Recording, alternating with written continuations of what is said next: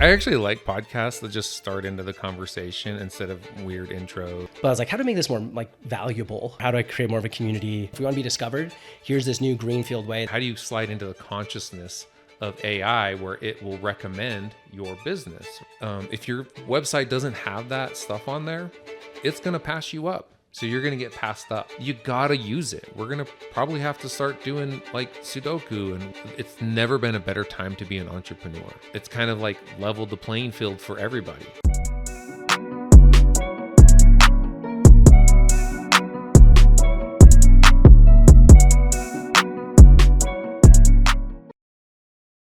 I mean, that's the thing too, is like there's our local podcasts, and like I could name most, if not all of them, that like do it consistently.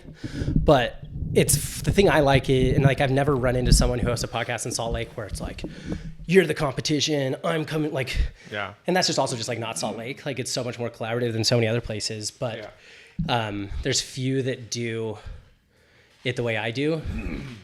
Of like a kind of interview, less structured, less rigid. Like Frankie and Jess is probably the only one I know that I would like kind of similar-ish, but not quite the same at the same time.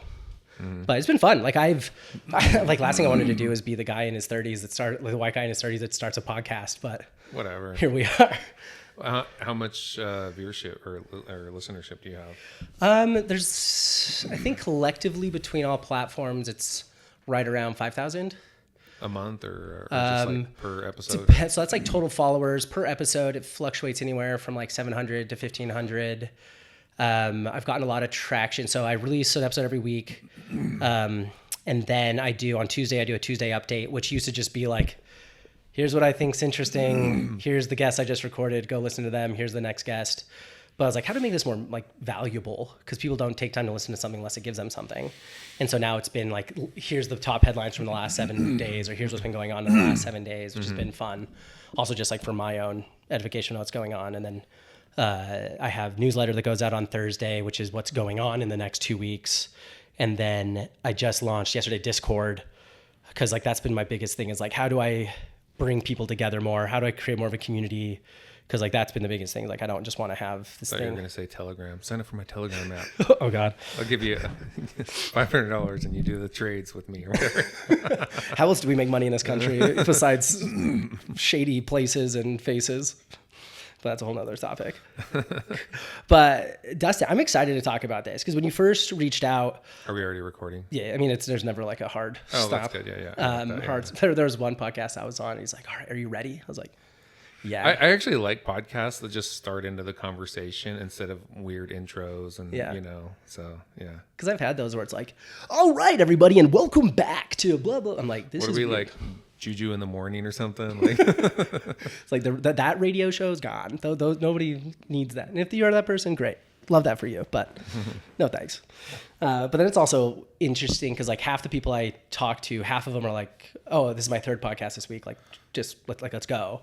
And then the other half are like, I've never done this before. We're recording. Like, give me a sec. So like, I don't know. I like to give people a chance to warm up. No, it's nice to like have a little bit of chill conversation first. Yeah. But I'm excited to chat for a couple reasons, because anytime anybody reaches out to me, there's like this decision tree of mine that I go through of like let's use one of my favorite professions to quote bash unquote, is like an accountant. If an accountant reaches out to me like, hey, I'd love to be on. It's like, okay, why you? Are you like the best accountant? Do you have some sort of like niche?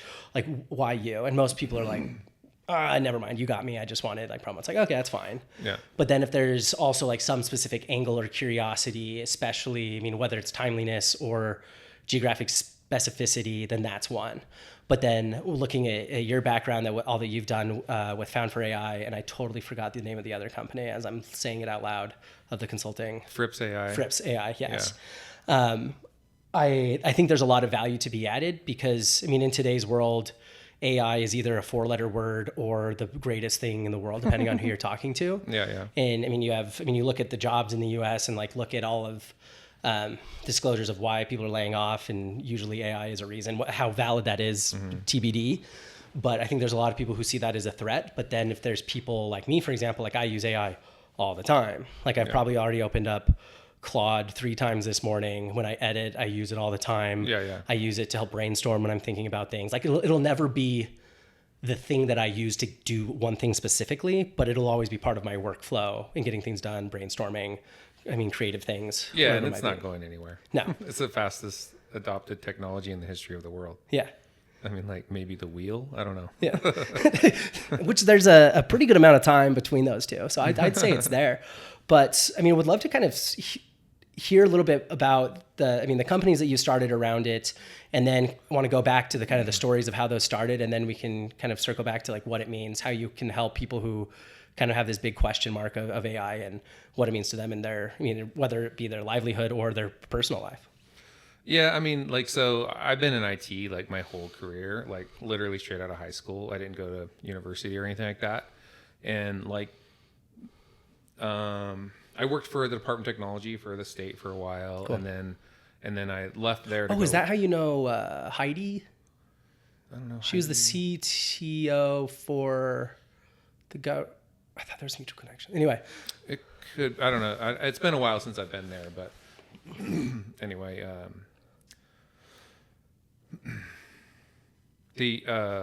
so yeah, I worked at Department of Technology, and then left there and went to go work at Tesla. That's an interesting pendulum swing to go. Yeah, I was never meant to work in like government. It's just like, I feel bad for the people who work for government who are like watching this, but I'm like, it's where people go to die. Like, it's just like a sad, like, get my pension, get my paycheck, like, and I just have so much more ambition and energy than that. And totally. Like, so I worked there for a long time. And then I was like, I need to get out. So I actually got a job at Solar City, and then they got acquired by Tesla. Got it. So I opened up the offices for Tesla here in Draper and in Salt Lake. I did a lot of like setting up all their processes and things like that for the support department, and I did a lot at Tesla. And then I decided to like leave and then go do my own thing for a while, and I tried to work on a startup with a friend of mine out of Church and State, and that didn't really work out. It's kind of interesting. I've had these like ideas about like starting like this grandiose business, and like, because you see these problems in the world, and you're like, oh, I want to solve this thing and do this really big thing, and it's hard to do a really big thing. Like, just doing a business isn't as hard as like creating something out of nothing that was never there, or totally. Doing a big thing or whatever. So I ended up getting a job again at another startup. It was called Banjo. It's kind of similar to Palantir, but anyway, some crazy stuff happened with that, and the company collapsed or whatever, So from there, I went and worked at a platform accounting group, and I did their IT. I was the head of IT there, cool. And so grew them like from a really small group to like 800 employees. So wow. I've always been like a big part of like growing the IT departments, whether at a startup or whatever, Mm-hmm. And then I just because I love that you, because like one thing that people have is like this mental block of, because again, like a lot of people, let's use the government as an example. They do it, it's like fine, whatever. Because I interned at the Treasury in college in DC. I interned at the Treasury during college in DC. That's what I meant to say. And like I was then especially because I was in school, I was studying finance. It was all like investment banking, Wall Street, like very ambitious driven.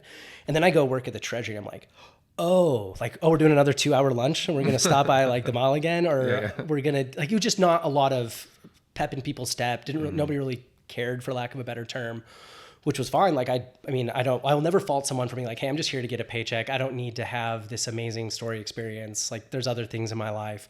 Like, that's fine. But like, it just weighs on you a ton, and like being surrounded by that people. And I like that you took this leap to like, hey, I'm going to go do something a little bit more exciting, and which led to a great experience there, to the next one. But especially taking that step of saying, I want to do my own thing, because most people want to have that autonomy, want to have that life, and want to take that step, no matter how hard it can be, because it's such a like a black box to people of like, I don't like, if you were to ask somebody like, how do you go start a business? How do you go register an LLC? Right. How do you go, I mean, do like the very beginning things, go start a QuickBooks Online account, go get a business checking account, like those sort of things that people are like, I don't know, it's got to be really hard. Like, it's really not. You could do it all in 10 minutes. Yeah. But it's also important to start something, but then also be like, this isn't it. Or like, there's something like, I don't want to put all of my time and effort or like put all the chips in when it doesn't feel right. Because even when I was before I started the podcast, I was in a place where I was like, there's something else I need to be doing, but I don't know what it is. Right. So there's a couple business ideas I was kicking around, and just like none of them really like felt right, like gravitate towards me. So I'm like, okay, no.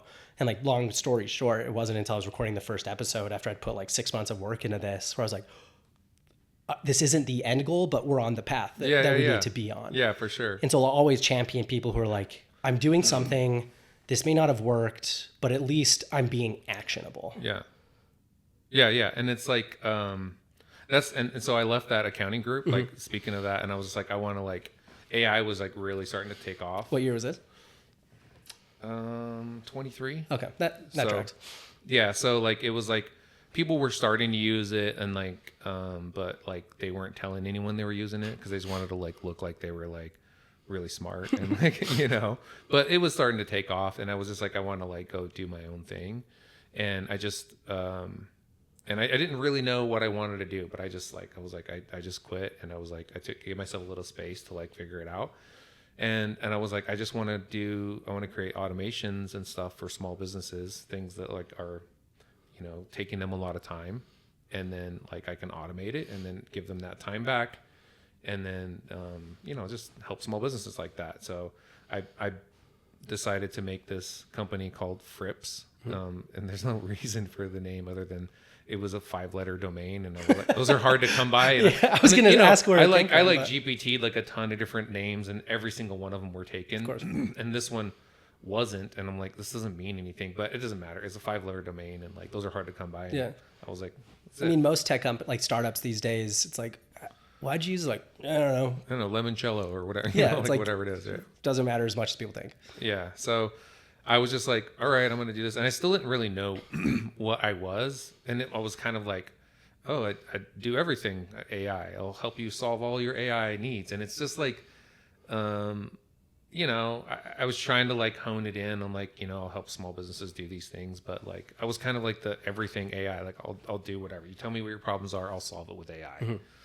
And then in that process, I was like reading a ton and like diving into like the technical like knowledge of how AI like recommends and serves up information about businesses and products, etc. Right? How does it do that?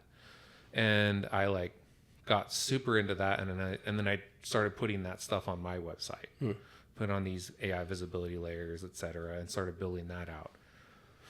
And I started getting customer referrals from ChatGPT and Google Gemini and Claude and stuff like that. People were like, yeah, I was just like searching on Claude about like this stuff, and they recommended you as a local AI automation. And I was like, oh wow, that's that's really cool. Yeah. Tell me more about that. What were your prompts? I'm like, what is this? And then that's really where I was like, oh, this is the business. And it's like you start on this journey, like you were saying with the podcast, you don't know where it's going to go, and you just kind of you evolve with it, and you iterate and you change, and you end up at a different place from where you were before.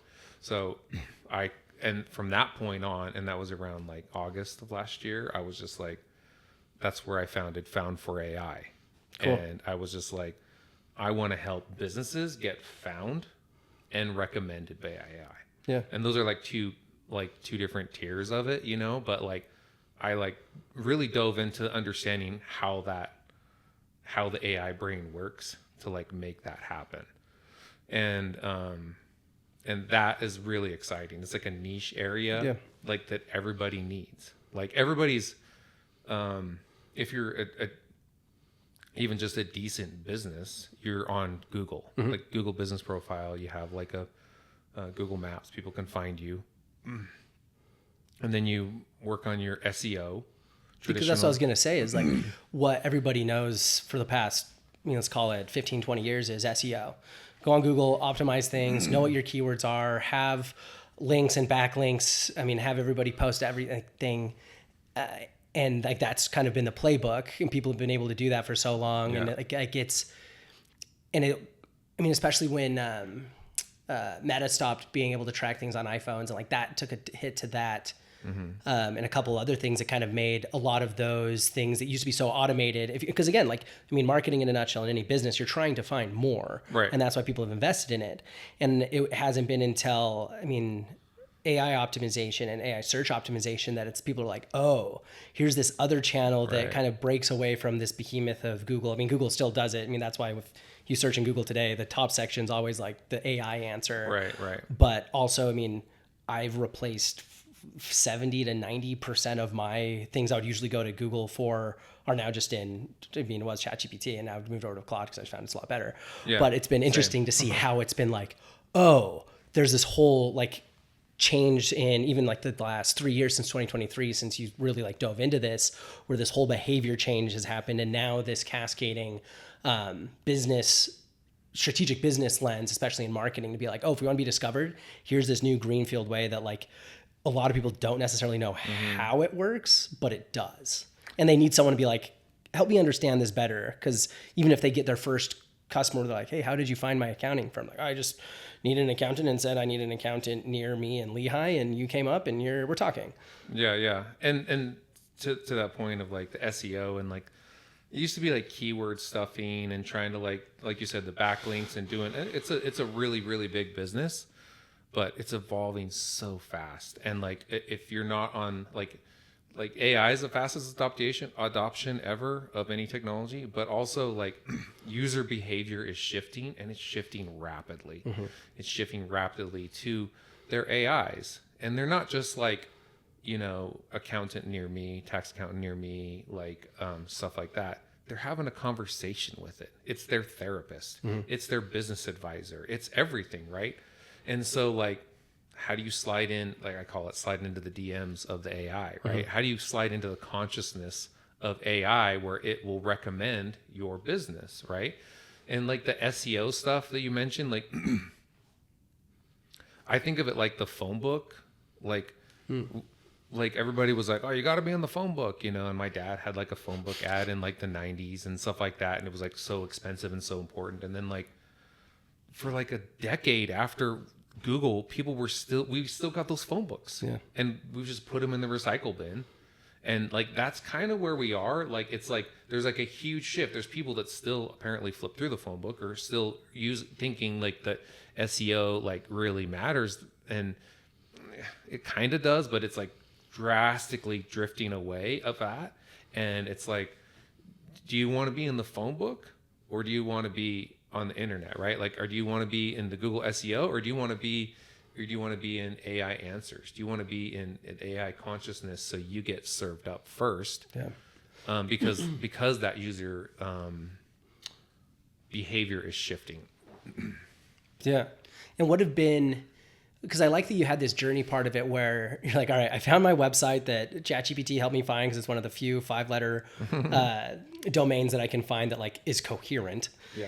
And then being like, I know AI is going to be driving, like it's going to be something related. And even on your website, like, well, we're going to help you do whatever it takes, from like workflow optimization to processes to IT to like security, like let me know. And then all of a sudden someone's like, hey, but I found you via AI of optimization. Like, found it. That's how we're going to lean into this, and kind of like, let's call it like the service or offering that you go with. Because again, like SEO is this huge change that happened, and now the next iteration of like the theme that it introduced is here, and it's either adopt or die. I mean, it's I always love looking back at the interviews in like the early 90s when the internet was coming out, and like I think it's one of the old night talk show people. He's like, this is dumb, no one's ever gonna adopt this. Yeah, you're not gonna go talk to people on the internet and meet up with people. And like now we're like, that's funny, because that's the only way we interact with people anymore. So I'm sure there's a lot of like curmudgeon boomery shaking their fist at the clouds of like, I'll never adopt this, I'll never whatever. But it's like kind of like an adopt or die standpoint. You'll never adopt it, but yet even if you use Google, Gemini's at the top, so AI is there. And like Google's model's they're gonna have to evolve or die as well, and they're evolving into the AI world. But like a huge lion's share of their income is ad based, and I know that's dropping. Like if I were advising a company to like put ads somewhere, it wouldn't be Google ads. I would be maybe Facebook, Instagram. Those are really TikTok. Those are really good places to put ads. Google ads? No. That's not where you're gonna get their best bang for your buck. And for what I found, what I do is like I help businesses get found for AI. How do you get found for AI? How do you get served up in AI and AI answers and all that stuff? And who are some of, I mean, let's call it like your, ICP or your like ideal customer profile, and what have they done that has changed meaningfully changed their business and how they're discovered on AI? So I've helped a lot of small business. So small businesses is like a niche area, just like local businesses. I do have some larger clients, national clients as well. But yeah, so local businesses, like for instance, there's Loxy Hair. It's a hair extension, hair place in Holiday, Utah. They were not, they didn't have like the visibility layer on their website. They didn't have anything, and whenever I do a new client, I'll like incognito search their business in all the AIs, so it doesn't have any like memory. Like if I type stuff in, it kind of knows who I am and stuff like that. So I'll do like an invisible whatever option, and just searched, what's a good place to get hair extensions in Salt Lake. They didn't show up in any of the AIs. I put their visibility layer on there, and they're now number one right away. And like the lady that like who owns this shop, she was like, I don't know what the fuck you did, but it's blowing up. Like I'm getting like calls and people are coming in, like it's just like getting, and I'm just like, that's the kind of stuff that's really exciting for me, is like hearing those firsthand stories. And of course I track the data too, and I get to see the analytics of where things are coming from and see those spikes on the data. But also like then I get to go into the AI searches and see it, and like boom, they're there. Yeah. And they weren't there before. No. And everybody's missing this layer. I call it the AI visibility layer. There's technical jargon. There's technical jargon so around someone it. Who is let's say new to AI, what does that mean? Yeah, so there's technical jargon around it, and I just call it that because it's like it describes what I do, but I can get lost in the weeds a little bit, and people will like just glaze over. But it's basically like this structured data, this schema markup they call it. It's a layer of code on your site in the HTML, and it's like some JavaScript and code that you put in there, and so it's not visual to you, but it's visual to the AI, right? I tell people all the time, like I look at your site, and I'm like, wow, it's a really good visually site. It's an amazing site for humans. But what about the robots, right? Yeah. The robots are combing and stuff like that, and they can read your site, they can look at it, but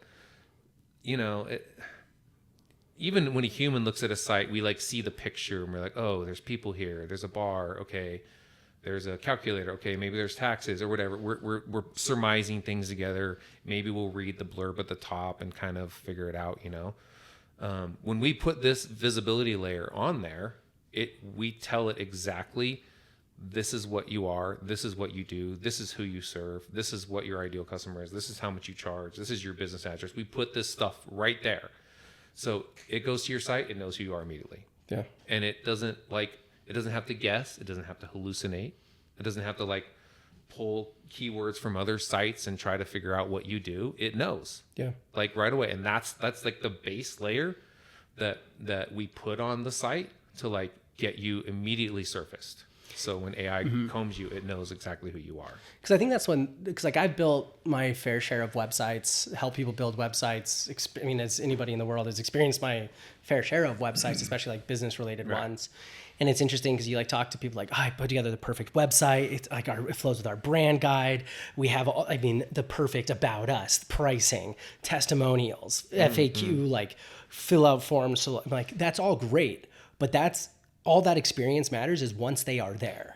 But if no one ever gets there, then it doesn't matter. If you're going to have a lemonade stand, but put it in the middle of the salt flats, no one's going to come to your lemonade stand, no matter how pretty it is, no matter how good the lemonade is. But if you put a lemonade stand in the middle of 6 South during traffic and nobody has anything else to do besides go over and grab lemonade, you know, probably better places than that, but first thing came to mind. Yeah. But like, that's the thing. And you could have the worst lemonade stand, but there's going to be more people that are drawn to it.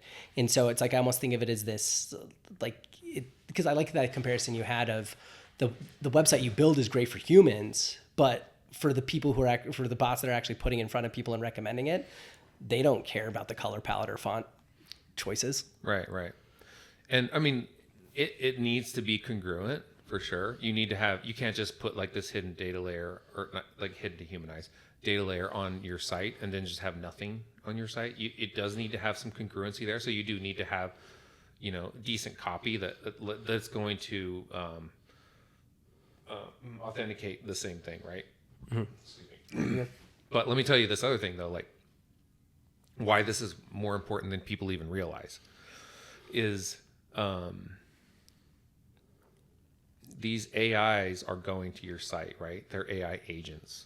Like you're like, tell me about like a plumber in Salt Lake or whatever, you know, an electrician, or it's going to go out and search the web. It's going to search these things. It's going to search Yelps. It's going to search all these places and stuff like that. It'll bring stuff back to you. This is really important because this is what people have coined the term of agentic, right? You have agents that do things. The agents are going to do work for you. There's like, and I don't know, I don't want to get super technical for people, but like, you know, there's like these OpenClaw agents. There's agents that you can task your computer, you can download on your computer, and you can have it do a bunch of stuff. Mm-hmm. And even Claude now has a built-in, if you put in that plugin, you can have it do work for you. You can have it go scrape websites and look at things and all that stuff. But why is that important? Because I have a question for you. Think about it this way. Do you think Oprah goes on to Google and says, where should I go get food? And clicks restaurants? Does she try to find like, Thai food near me? When her like nephews are in town or something like that, does she think like, I need to think about something fun to do with them because they're in town or whatever like that? And the answer is no. Yeah. Right? What? Who does it for her? And she has her whole team that hops on a text or email, says they're in town. Generally, you know who they are, or if not, if you're new, they're this age. Here's their hobbies. Does she plan her lunch? No. It shows up in front of her. She has an agent. Assistants. Yes. She has agents. Yes. Right? In the future, we're all going to be Oprah. Mm-hmm. And that's in the very near future.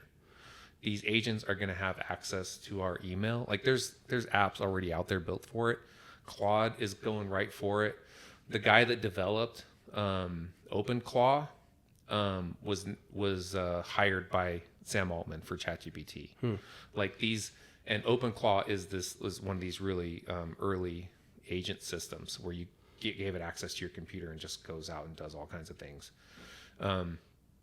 And out of that, this is kind of off the subject. Out of that spun another project from OpenClaw called Rent a Human, because we can't touch grass, we being the robots. Yeah. So you can put yourself on Rent a Human to go and be like, I could, you know, whatever skills you can do, but it's like, maybe I need someone to like hold a sign that says something on the side of the street corner, or deliver flowers or whatever. Like, and you can be rentable from the AI agents. Yeah. Right. So as this stuff evolves and it changes rapidly because there's so much competition and they're all trying to outdo each other all the time, it changes day to day. And like, before you know it, you're going to be ordering an Uber on your phone. Like, wait, what? Yeah. Like, I used to have to call a cab and then wait for it. And then now this is part of my life. Yeah. Ordering an Uber on my phone is part of my life. And I couldn't see it any other way. And so, well, even thinking about that of like the Uber, of just being like, hey, I need to ride to the airport. I have 6 bags. I don't like Kias for some reason. And I mean, whatever nuance you want behind it, it's like, yeah, cool. Here you go. Yeah. And you hit on a really important thing here is like preferences. Mm-hmm. Like Oprah's, and I'm just using Oprah. It could be a celebrity of your choice or whatever, but like her preferences are known by her assistants. Mm-hmm. They know she doesn't like tomatoes on her salad. They know she eats vegan or whatever her preferences are, right? And so when they're setting up her lunch or whatever, they're like, okay, she's got to go. These are the 3 options. These are the ones that do vegan. These are the ones that do, like, these ones have really great oat milk lattes because she doesn't do dairy or whatever it is, right? If your site doesn't have that visibility layer on there, it doesn't have this structured data on the layer, when that agent goes out looking for information to help you, because it's helping your Oprah, it's helping you find a place to get an oat milk latte or a vegan restaurant or whatever, or flourless, like the, gluten-free is a huge thing too, right? If your website doesn't have that stuff on there, it's going to pass you up because you didn't put that on there. And maybe it's buried somewhere on your site, but it doesn't know. It just needs to go through there and go. Even like the new Teslas now, like, have Grok built in, and you can be like, I need to go to my small Lake City podcast, and I want to stop and get an oat milk latte on the way. Find me a place, right? And it will literally route you, and it'll be like, oh, here's a, and it knows if you're signed into it. It knows your history. It knows that you prefer local places, right? Maybe you don't want to go to a big name brand like a Starbucks or something like that. So it's going to route you to a small, like, nostalgia coffee shop or something like that has it, and it'll route you there. But if that place doesn't show that they do oat milk or coconut milk lattes or whatever, it's not going to go there. Yeah. So you're going to get passed up. And I want to go back to what you said about like how Oprah doesn't open up Google and tap on restaurants and go scroll from the top to the bottom. And like, that's the thing that, like, whenever I travel somewhere, I mean, it's usually an after travel day. I don't want to go scroll through Google or try to like filter all of this out. It's like, just tell me where to go. Like, I just need an idea. There's 50 restaurants around me. I don't necessarily know all the details, but assuming in a perfect world where everything has this AI layer on it, it'll be like, no, here's the place you want. You're probably going to like this the most because this is what you typically like. And they have this cocktail that you tend to like, I mean, sweet vodka drinks, blah, blah, blah, blah, blah, whatever it could be. And so it's nice to be able to have, because like, even when people have started to search before, it's like, oh, this helps take like a step away from what I've had to do before of going through a phone book. And then now it's like, oh, we're going to take another step away from it. And like, one thing that like, someone yesterday came up to me, and someone I'd be like, hey, like, you should use AI for most things that you use Google for, like, whatever. And she's like, well, it's nice because it remembers everything. Like, I was telling it that I needed to, like, my knee was hurting. And it's like, oh yeah, like, I know that a couple of weeks ago, or a month ago, you wanted me to put together like a half marathon training plan. So you're probably running a lot more. And you've also like talked about how you've been, going to the gym more, or like all of these nuances. Yeah. And so it's like, oh, you probably are straining your IT band because of increasing your miles too fast. This is what you should probably do. Or like, because like, that's the knowledge behind it. So you can have this assistant compared to just something who can find. And like, it's like, the way I think about it is how Google has worked before, or someone like the AI imposters have been. It's really just been like a control F, just like, oh, find this. It's like this one thing of like, if you're looking for Indian food, it's like, oh, control F on the internet nearby of like Indian food. Whereas now it's someone who can actually like look through it all very quickly. Yeah. And Indian food that's gluten-free. Yeah. Indian food that's vegan, like, all of these little preferences and these details and stuff like that. And you hit on another thing that's interesting too. Like, people often use like AI to like build out their trip itinerary. It's a really fun, if you haven't done this yet, that's like really fun way to do it. That was the first time like my jaw dropped, because I was like, I was with my friend in Arkansas, and he's like, oh, I'm going to Italy in a month. I'm like, what are you doing? He's like, no idea. We'll probably we like to just land and get there. I was like, hold on. And I was like, ChatGPT put together a 7-week itinerary where there's no more than 3 days of driving. I want breakfast, lunch, dinner, like recommended spots, so that we can have like this much of actual time. 5 seconds later, here you go. He's like, well, I guess I know what I'm doing now. Yeah. And you can even take it even a little further, which all goes back to the preferences and like businesses having their data layer on there so they can get served up in AI. But like, I like to create a project in my AI, and I'll call it whatever. Like, you're going to Italy, calling it that trip, right? And then I put in my flight information in there. I put in like my hotel. I just put these documents in the thing. My hotel, my flight information. If I'm going for an event, you know, for a conference or whatever, I'm going to put that in there, all of that information in there. And then when I'm there, you know, and I'll say, put together a loose itinerary for me or whatever, and it'll tell me some stuff, right? But then when I'm there, I'm just like, I wake up and I'm like, I open up that project and I'm like, what am I doing today? Yeah. Or what do I need to do right now? Like, well, your first meeting is at 9 a.m. And after that, you have a networking thing. And then you're going to probably want to get lunch. Here's some few options. We know you don't like this, this, and this. So these are some options. It knows that I like to walk places. So I would like to walkability from my hotel. Mm-hmm. It's going to be like, it'll suggest all those things. And I'll have lunch and I'm like, okay, do I have anything else going on this afternoon or whatever, you know? And like, it'll just tell me the whole thing. And then I'll be like, okay, so on the last day, I'm like, okay, what time's my flight? Because you're always like, everybody does that. Like, when is it's like 3:30.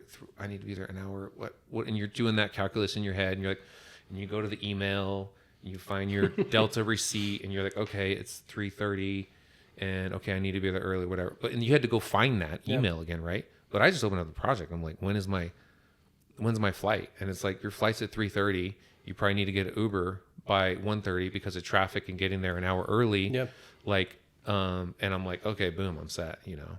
And eventually, very, very soon, that's going to be tied into your Uber account, and it'll just order you the Uber. Yeah, we have Uber scheduled for that time. Yeah, I've already scheduled your It's Uber. picking you up from that cafe that you like because they have the oat milk lattes that you prefer. Because you're Oprah. Yeah, because I'm Oprah. Because I am Oprah. That's what you get to be Oprah, and you get to be Oprah, and you get to be Oprah. Well, like, because I had an experience. I was in Atlanta last week, and like, it would have been an amazing example of this if it would work this way. But we went to this dinner with the people we were meeting there, nice like Mediterranean spot, and we get out of the Uber and I look to the right, and one of my favorite comedians' faces is on this theater next to it. And I was like, oh my gosh, Nimesh Patel is in town. And I opened up my phone. It's sold out that night. Early show the next day, sold out. And the night show's there. I'm like, booked a ticket right there. I was like, if he's in town, and like, I don't have anything to do after like 6 on a work trip. Right. And so we're getting dinner. Someone's like, oh, what are you guys doing while you're here? I'm like, oh, my favorite comedian's in town. I'm going to go see him. But like, how, like, that is like the future of the experience where, again, like, you land in New York at 11 p.m. and you're like, okay, I already uploaded my itinerary, my flight, my hotel, and like any other details that are important as far as like the trip being there. But then I could be like, what do I do? They're like, oh, by the way, did you know that the Mammoth are playing the Bruins or the New York Rangers. There's the one. I almost said Kings. Like, that's not it. The Islanders and the Rangers, yes. And like, they're playing the Rangers at this time. There's a ticket around $80. That's usually what you pay for entertaining experiences like that, or your favorite bands in town. Yeah. Or there's this restaurant that we think you should go to because we know how much you love butter chicken, and they have the best in the city, and it's only half a mile away from your hotel, so you can walk there. Right. Like, and that is like what we're not far away from. That's next level, right? Right. And you hit on another point too, is like events. And events are kind of like this siloed thing that people, they want to like control the whole thing. And they like, you know, there's like the Vivid Seats and the, what's the big Ticketmaster and stuff like that, you know. But then there's also smaller events. Like, you think the Mountain America Credit Union, and they have an event center, and they have like the Home and Garden Show and the Gun Show and the Boat Show, and they have all these different shows on there. You have the Salt Palace. You have like all the events there that come there all in and out, right? And then you even have like local bars that have like open mic night and trivia night and, you know, such and such local band night, and they have all this stuff, and it's always evolving and changing, right? They need that layer on there. So that's another layer that I add as well. It's an events layer. So then your events are now readable for AI. So when people are like, whether you uploaded your itinerary or not, when you went to New York, Atlanta, you can be like, I just landed. Is there anything going on today? Right? Or is anything fun going on? Like, well, actually just around the corner, there's a pub quiz. And, you know, you like pub quiz. But like, if that layer isn't on there, it's like, I know how much you watch The Office. Yeah. There's an Office trivia night around the corner. Right. Go have fun. Yeah. And it knows that because that data is on the site. And so And the AI is really hungry for this information. It wants it. Like you put it on your site, it like grabs it. It's like, yes, this is, now I can tell people about this. Yep. Right. And so those events like is such a big deal. So if there's any kind of event, any kind of a business that runs events, it's like you're missing out on like a ton because everybody's using their AI and like, what can I do tonight? You know, you think about like the City Weekly and like the different meetups and Eventbrites and stuff out there. Everybody's trying to Facebook events and stuff like that. Everybody's trying to get their events out there, and they're trying to be the place people go to find events. Well, you as the business just need that event layer on your site, and you're going to get served up because people aren't going to be Googling it anymore or going to the City Weekly or going to Eventbrite. They're going to be like, I need to plan a date with my wife this weekend. What's going on? And like, oh, you can do pottery at the Clay Hole and Draper, like, or you can do like, axe throwing, or like, and there's going to be the Spasmatics or at this bar or something like that, and like, oh yeah, you like this 80s throwback or whatever, you know what I'm saying? So like it, because like the bigger place, I mean, the Delta Center, America First Credit Union Amphitheater, USANA, is like, those will have, because again, like those are like the bigger things that get the most traffic, right? Like we'll understand that, but there's so much layer to all of these, like the granularities, the nuance, the smaller things that provide, I mean, just as great of an experience, especially people who don't want. But like even they could be served up. They're not even there. Even those big guys don't even have their stuff served up on there. Yeah. It's just that they're really big and they have their stuff in lots of places, like in lots of, like in old school SEO, like they have lots of verified links everywhere with their information everywhere. Huge but budget if you go to, for all social media. Right. So like AI has enough locations to go to find that stuff, but their main site doesn't have it on it. You know, it would help them to have that too. But definitely for the smaller places like the Mountain America Credit Union, the Sandy Expo Center, stuff like that, like the Salt Palace, things that are like, those places could really use it. And then also just smaller venues everywhere. If you have a yoga studio, if you have whatever, like AI is hungry for your events because it wants to give you what you want, right? Like maybe you don't like yoga, but maybe you like axe throwing or whatever it is. Maybe you like to do poker night at the Piper Down, and it knows that on Thursday nights or Wednesday nights is the night to do that. And it's going to tell you that, right? But it's going to tell me something different because it knows my preferences. And that's the thing is like, everybody has their preferences. Everybody has their thing. And it's like, you get to be Oprah. Like you get, like, your preferences matter. And if you're getting served up right on the websites, it's going to give it to you. Totally. And I want to go back to something you said where it was on the rent-a-human side of things. And it's been fun to be at this stage of life where you can kind of see, like, look back and see like these trends that something happens, opens up a ton of opportunity, threatens some people. Next thing happens, open up some trends, threaten some opportunity. Right. And so like one thing I love to look back on is just like the proliferation of smartphones, like that 2009 to 2012, 2013.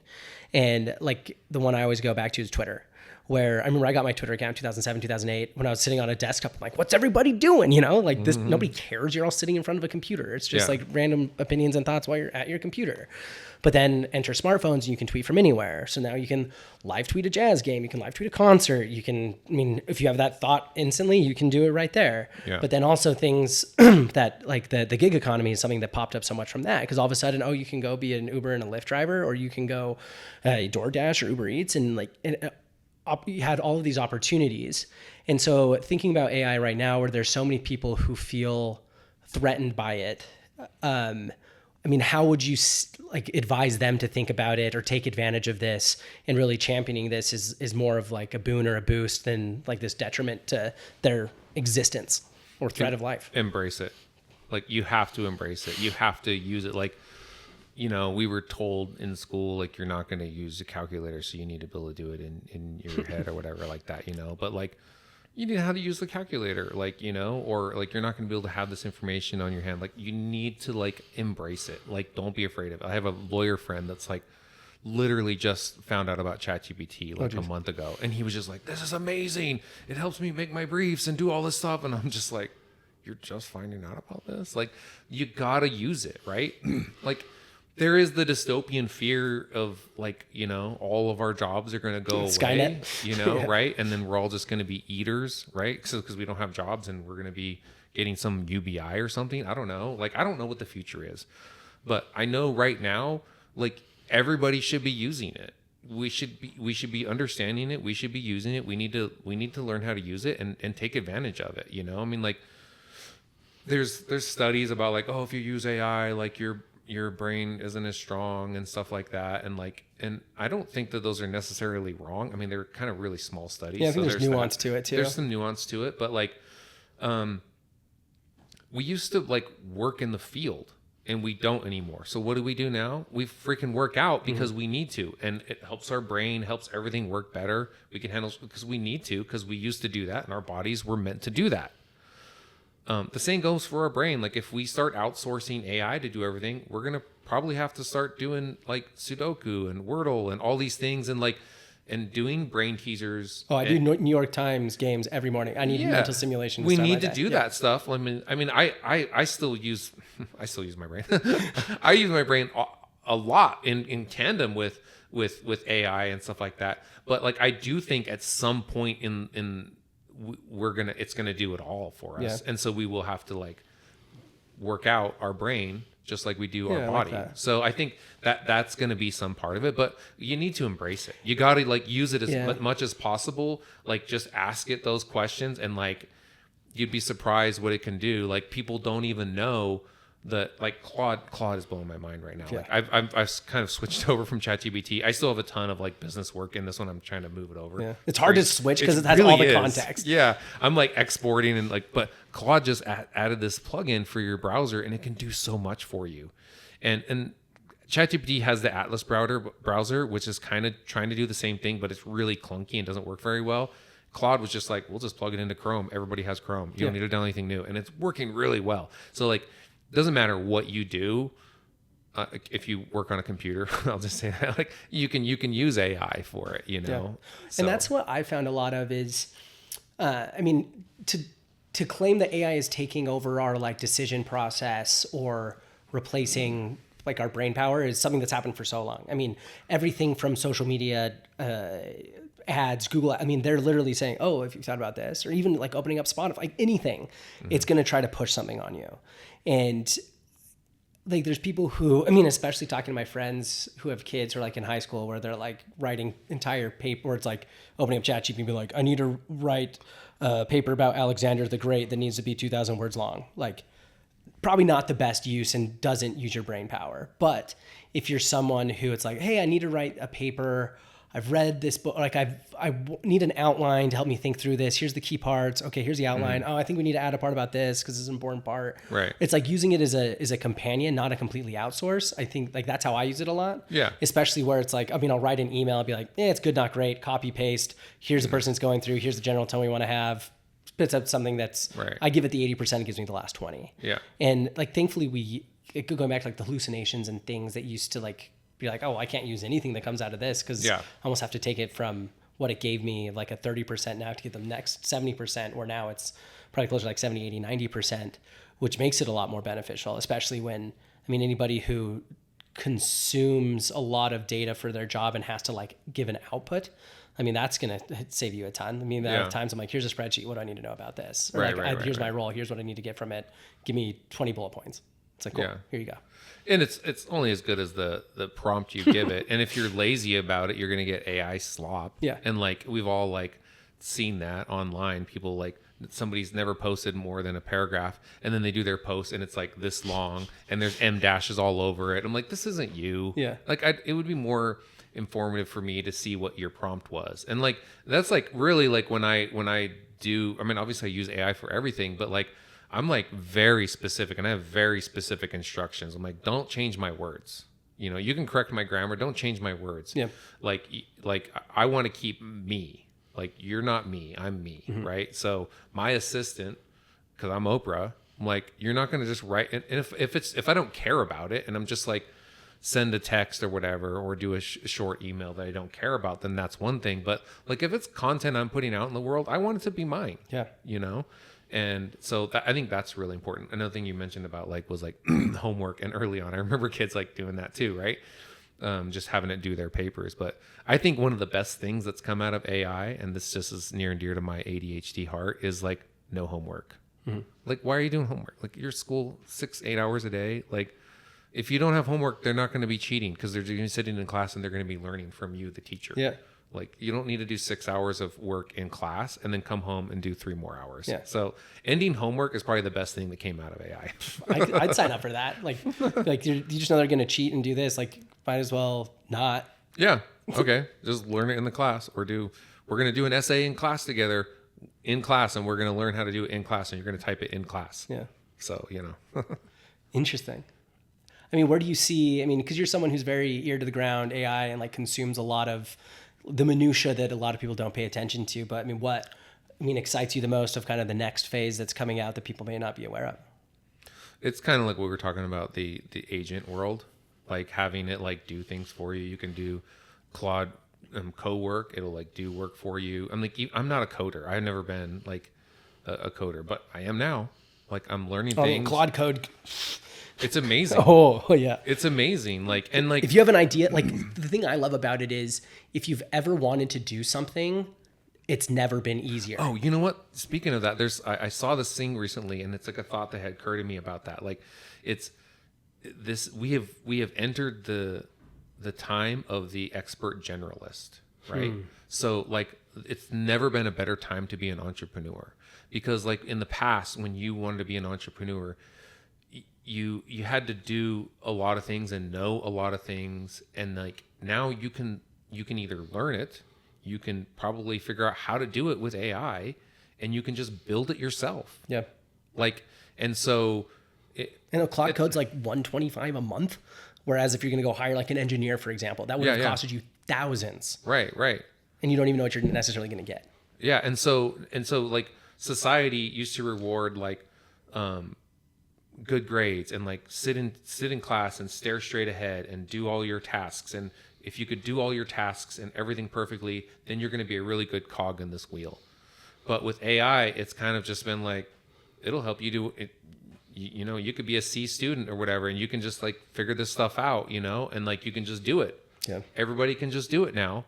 And it's kind of like leveled the playing field for everybody, right? So I think the sky is the limit, and it's gonna change so fast. And it's not like we think about like the Back to the Future thing, like, oh wow, we don't have flying cars yet, whatever, you know. And it's like, the future is gradual. Like, if you were to plop yourself from 1985 to right now, your mind would be blown, right? You'd be like, how does this world work, right? Flat screen TVs are probably just one of the main things, but like just being able to like talk to all your devices everywhere and do things, you know. But it doesn't seem like a big advance in technology because we gradually got here. Yeah. Right.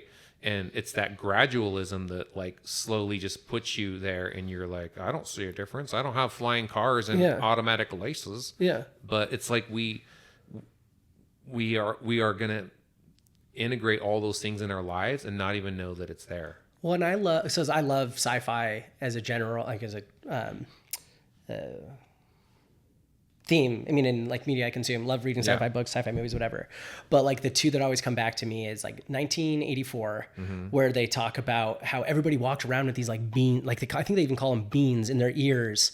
And I was like, there's one day I remember when like AirPods like skyrocketed, everybody had them like beans everyone's ears. I remember when I got my first tablet in the early 2010s, I got my iPad, and like one of my favorite books from my childhood was like Ender's Game. Oh, yeah. And when they go to school in the space station to become military cadets, they're handed their own pad where they could do anything. They could like just open and start playing, drawing, playing games. I'm like, Ender's Game. Yeah. And so it's fun to see that like in the history, there's been these examples of like, oh, I don't know what it is, but here's how I kind of think it'll work.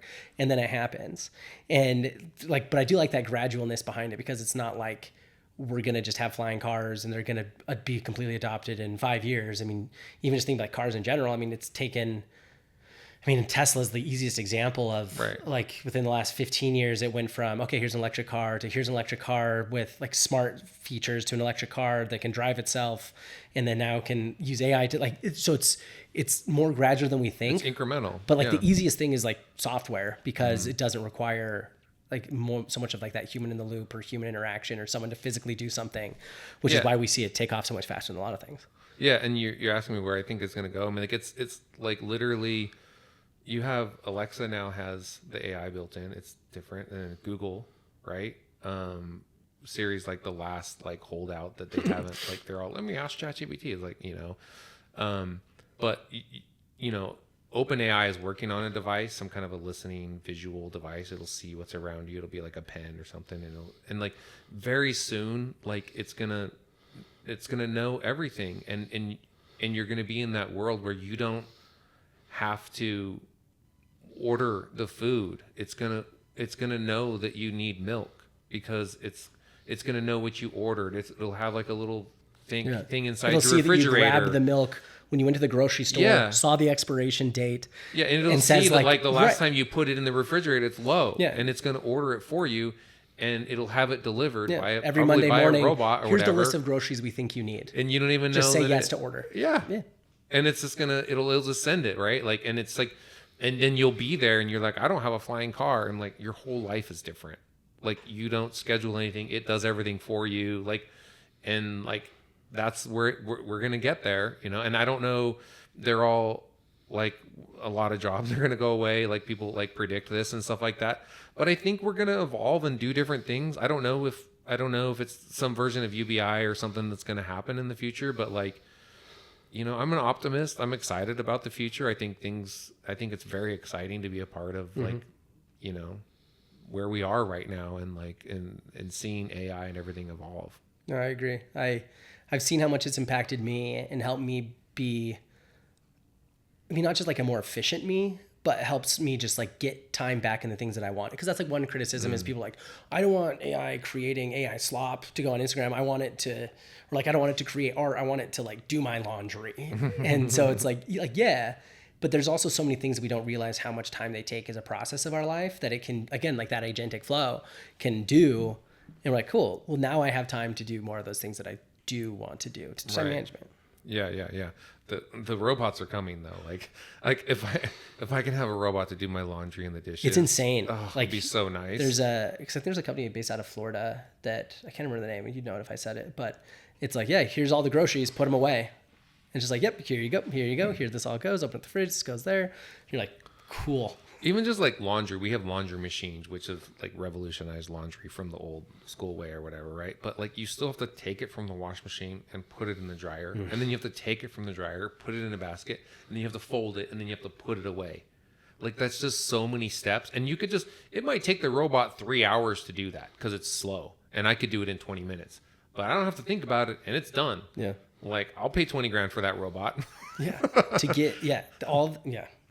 That's one thing I've learned in like my kind of like adult life is I've had more of like discretionary income. It's like, what do I not like doing? Can I afford to have this outsourced like laundry? Like I have a maid that comes every other week, not only just clean my house, but she does all my laundry and puts it away. I'm like, it's amazing. Best investment of my life. Right, yeah. Because I don't want to do that. Yeah.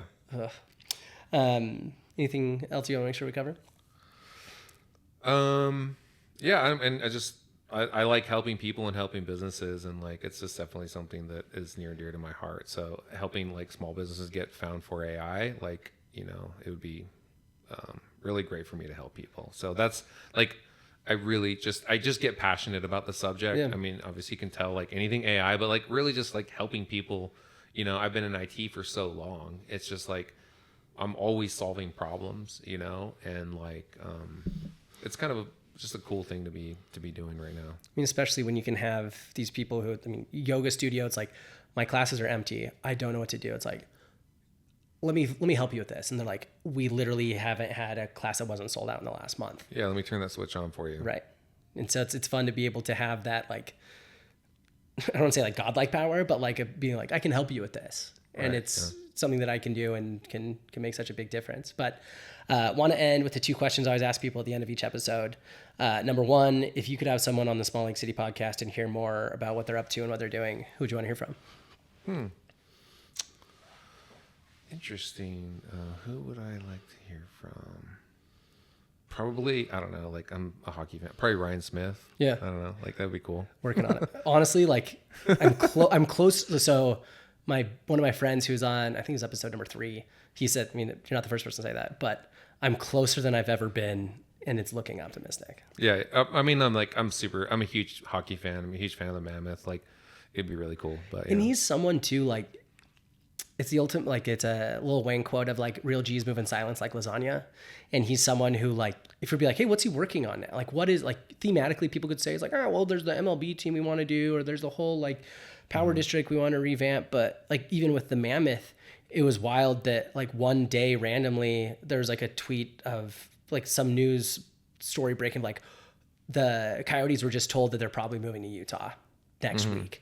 And all of a sudden, next thing we know, with Utah hockey, like, and it is what it is now, but there's just like so many of these things going on, and he keeps his cards hidden enough that I'm like, there's got to be so many things that we want. And again, like, he is the new Larry H. Miller. Like, he's the one that's like making this new. Well, plus he is a small, like he's grown his business to like be so successful. I mean, it's a really cool story. I mean, I remembered him at Silicon Slopes a long time ago, and like it's like he's cool, interesting dude. Yeah.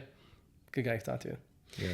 And then lastly, if people want to find more information about you or get some help with Find for AI, what's the best place to find information besides whatever LLM you're hopefully using?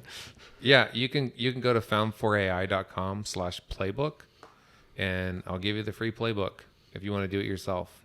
Cool. If you want me to help you with it, I'd love to help you. Or I'll give you the playbook on how to do it. foundforai.com/playbook. Deal.